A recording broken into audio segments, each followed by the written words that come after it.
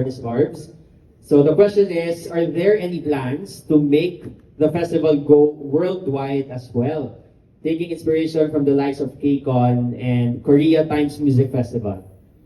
Thank you sa question. Actually, of course, why not?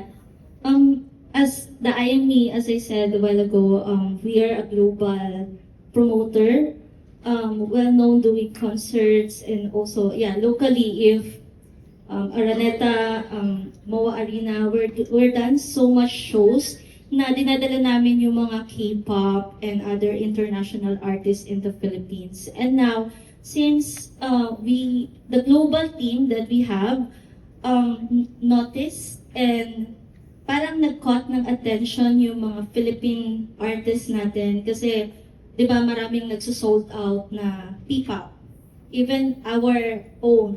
And then, hindi lang dito sa Philippines, also internationally, na talagang nakaka-sold out din. And from that, yun yung parang iniisip namin why we actually do this music festival.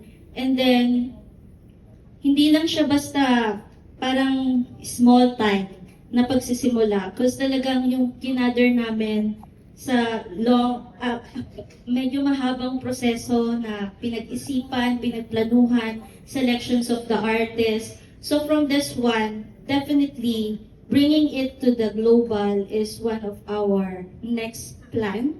And this is like a start here in the Philippines. So probably we can expect fans from even from outside the Philippines to go into this festival. Yes, parang sila naman yung dumayo dito. Para sa Filipino pride. Correct.